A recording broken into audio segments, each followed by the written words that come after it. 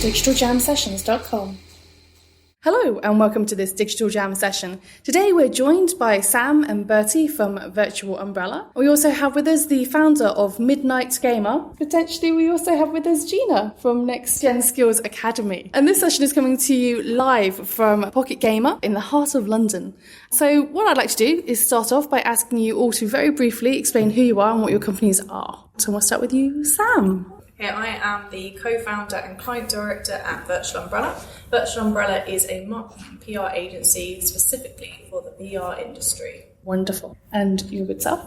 So I run the Midnight Gamer, which is a sort of traditional video game website for news, reviews, previews, features and everything therein. I also co-run a digital marketing agency with my wife, which deals with every form of media that you can imagine but specialises in biddable. Okay, wonderful. And Gina? I run Next Gen Skills Academy, which is co-investment between industry and education to develop new qualifications and standards. Wonderful. And thank you for joining me, guys. So today we're at Pocket Gamer, and one of the things that I know that we've had a little bit of a chat about earlier, Brad, was specifically around this knowledge gap that we think that there might be in terms of new developers or early stage studios who don't necessarily know quite what to do once they've published a game. And I get the feeling there is a similar knowledge gap in the VR space in terms of people who may be rushing to make content but aren't quite sure what to do with it once they've made it. And I am interested to hear, perhaps we'll start with you, Bertie, what your thoughts are in terms of the particular gap that there is and what kind of solutions should be available. So specifically within the VR industry, because that's where we work, we find their developers are phenomenal at creating experiences and games, but that's all comes under the technical creative kind of side of things. But when it comes to business and finance, it's not something they're skilled in, and they reach dead ends. A lot of the times, these kind of things are sorted by investors, but when you have indie games, you find these guys, they don't have an investor. It's literally just them in their bedroom or them and their team working from somewhere, and they really need help with this side of the marketing, publishing, sales. So it's something that we really kind of focus on at Virtual Umbrella, is trying to sort this out and help wherever we can. Mm-hmm.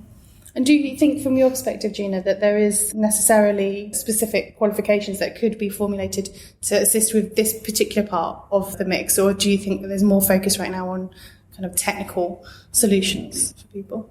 I think education's more about getting a broader education rather than specific training. But I think when we're talking about the marketing issue, it's the function of the old publisher that's missing. Developers disliked publishers because they felt they took the majority of the share of the income. They didn't understand the functions they did, and those functions still exist when you can go direct to market. You've just got to do them as a developer. And most developers aren't that interested in the marketing or the community management plan because they're not often that interested in making money. The thing that's motivating them is making the product.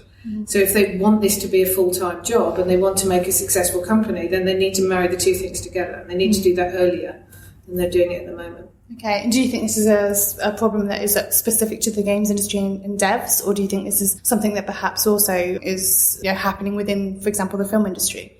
In terms of creatives who are, now that you have digital distribution, a creator can just put that straight onto the internet. So a director can make a film, but they're publishing that film and distributing that film, but they don't necessarily understand the function of distribution. So I think there are actually some really interesting animation companies who are now trying to take control of their own content and not go through a broadcaster and a distributor and do it themselves, whether it's through YouTube or other online distribution. And we're beginning to see those approaching us to have community management training and understand how they can work directly with their audience. But that's still a huge skills gap and a still understanding of the other person, the publisher or the distributor, doing that before. So I think it's a lot of learning for a lot of people on how online works. And there's a lot of education that's needed. And from your perspective, Brad, obviously you're working at this from a marketing consultancy perspective. Do you find that you are having to educate as much as you are necessarily do the consultancy work itself? Yeah, I think when you go into these things, people have a preconception of what it's going to look like. And when I say it, they don't even know what that means. They just come in and they have a mentality that, one, it's going to be insanely expensive, and two, that potentially you're going to try and take advantage of them. And I often find that's because people have been burned before, they've done something previously, So now they're quite cynical of like marketing and what marketing even does. We try and go in and we say that whatever we do, it can, 99+% be measured, or we do our very best to do it. We can track sales, we can track installs, we can track in-app purchases, whatever it may be. And then you find that, giving the client, whomever it may be, a clarity on the data and what they're actually spending, what they're getting for it. And slowly that trust starts to build. And if you build that trust with a client, then they're willing to kind of risk more with you. And the whole process, you've got to kind of be honest, to be clear with them, because then it just becomes a lot easier.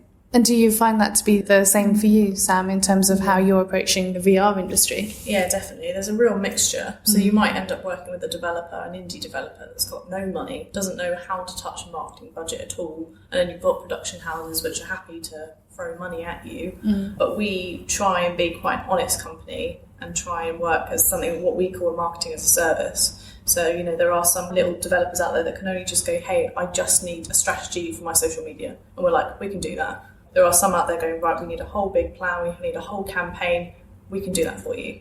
So we try and really vary it, because we know within the VR market right now, it's completely varied. We don't know from one day to the next what people need. So we would much rather offer an honest service and be that kind of client therefore and going, hey, just tell us what you need. Don't worry about it. We're not going to go, hey, give us 10 grand and we'll do a big marketing spiel for you and all this rubbish. We'll be like, no, just, do you need social media? All right, we'll do it for you. I'm interested to know from your perspective, Gina, whether or not you think that there is a need for maybe a new set of, skills or training requirements for the VR industry. Do you think that there is enough of a differing need in terms of the educational skill requirement? I think it depends on what level. Certainly we look after VFX games and animation, and we're seeing the VFX industry massively invest within VR and experiences in general. And they're really struggling to find the right staff. As always, we're always struggling to find people who can code and do art or have a fundamental understanding of both. And that's still an issue that won't be resolved for the next 5 years. So that's where the training needs to come in. We do that at level 3, equivalent to A level, but it still needs to be done at a high level. I think Ravensbourne are starting a new VR course this year, but that's the first that I know of. So in terms of people who were maybe thinking about getting into the education market in terms of these new emerging fields, what would be your recommendation or advice to somebody who's thinking about, actually, I have information or knowledge that could be shared here to educate those coming into this industry or to realign somebody's skill set? What would be your advice to somebody who's thinking about that? I think all of these things, it's about your fundamental learning, not about your training. It's the difference between education and training. If you understand how to put together a narrative or how to put together an environment that you want to interact with, then you're on the right lines. Everything will come back to putting together a good portfolio to excite people. It's not about your qualifications, even though I come from a company that make qualifications. Employers don't care about qualifications. They care about portfolio and experience. And there are so many new VR shows that you need to go on and immerse yourself, whether that's up in Newcastle or down in Bristol. We're seeing really tight hubs of VR stuff. And I think it's going to be really exciting, and it's nice that it's happening outside of London as well as in London. I think that's one of the things that's most interesting. We talked previously, Sam, about this idea of knowledge and skill happening outside of London. So I'm aware that you have a show maybe coming up in February that you might want to talk about. We do. We partnered with Ravensbourne University, actually, to do a VR festival for 2 days on the 10th and 11th of February. So we were approached by them, I think, last September to talk about it, because previously we were working on a couple of UK events to help people out, and we're kind of all about spreading VR across the UK, not just being in London specifically, but obviously this event is in London. We'll ignore that. But yeah, so we're planning to do a 2-day festival, which lots of big speakers, but we're also bringing in the VR film side of it as well. So we're doing like a screening for the 2 days as well, so developers can come and bring their films, let them shown in a room, which would be really nice. So the programme's going live within the next couple of days, so I'm quite excited for everyone to see that, so it should be good. Very excited. Some big names coming, but it's quite nice to do a festival that means that companies in London, they can just come and pop down for a couple of hours, see who they need to see, and then go when they need to. So I think that's quite nice. Reversing the course of travel. Yes, exactly. So bearing in mind that we are at a London-based event, and that event is Pocket Gamer, a lot of our listeners at Digital Jam might come from other industries, so they might not necessarily be in the mobile games industry. So I'd love to hear from your individual perspectives exactly what you think the value of something like Pocket Gamer is, or from your perspective, what it is for you. I'm going to start with you, Gina, because you've already spoken on a panel, so you can come at this from a speaker's perspective. I think it's a great way to kick off the year and to bring everybody together to the same place. Everybody's ready to meet. It's often very difficult to meet people when they're in a work mode and people are in a meeting mode here. So you can get around a lot of people in a very short space of time. And to get an idea of themes that are coming out for the rest of the year, what's going on, what's getting people excited. Quite interested to see the speakers all had to write what their predictions were for the year. So to actually see a list of those and check later. Yeah, well, I can't wait to see what Nintendo are going to bring out and how that all links together. So yeah, it'd be interesting to see where people are thinking this year, and are people bored yet of VR? But then having said that, Sam and Bernie, I know that you guys have been kind of caught up in the VR stream of panels that have been going on here this afternoon. So what do you have to say in terms of Pocket Gamer? I think Pocket Gamer is really useful for, just like you were saying about the social aspect. So there are a lot of people here who either aren't directly involved with VR, or they might have heard of VR but they're not really working with it yet. And it's quite nice to be able to talk to people from an outside perspective. From where we spend all our time working with virtual reality companies, it's quite nice to be able to talk to people about VR who are veterans of industry but don't have the vested interest in VR that we do, because you get a lot more clarity of thought sometimes, because these people can go, oh yeah, no, I don't like that headset, I think it sucks. And it's like, why? And they go, because I don't like wearing it. And when you're in the industry, all you hear is tech specs, prices, all that kind of stuff. And it's quite nice to hear about the human side of things, but from someone who's got a reputable background, not just Joe off the street. Yeah, that doesn't always work from our perspective sometimes. I wrote something on Reddit a little while ago, which is always a bad idea. I wrote a blog way last year from E3 when I tried the CV1, the consumer version, for the first time. And I didn't talk techie. And normally I would, and I thought, do you know what? I'm just going to talk about how it made me feel. And that was probably one of the worst things I've ever done. Reddit hated me for it. But, I was trying to kind of hit a different area. So, like I say, it's nice to talk to other people that don't necessarily have a vested interest in it. And I think that makes a massive difference for us. And what about you, Brad? I'm coming at it from 2 points of view, really, because I've got my Midnight Gamer stuff, which is all about actually speaking to devs and finding out about their new games and what's hot and what's not and what's new and what they've got planned for later this year. And I'm interested in that because it funds content for the site and get the devs, get the contact, and you can get the games earlier. That's great. It's a really good place to meet people because they're expecting to meet. That's really nice. The marketing side of things is slightly different. I mean, I come at it from the content point of view and just start talking to people about their content, and inevitably you end up not directly talking about marketing, but you just kind of talk about what they've got planned for the year and what they intend to do, and a release date or a platform date. And then I'll just say, oh, have you thought about this thing? And 9 times out of 10, they're not even sure what I've said, because it's, like I said, it comes back to that first point about an education piece. And then I can chat to them about something that they may not have considered. It could be something really simple to do with monetization of an in-app purchase, or it could be something a bit more complex about reaching a much bigger audience using, I don't know, like a YouTube skippable or something. But here, at this sort of event, people are ready for those conversations.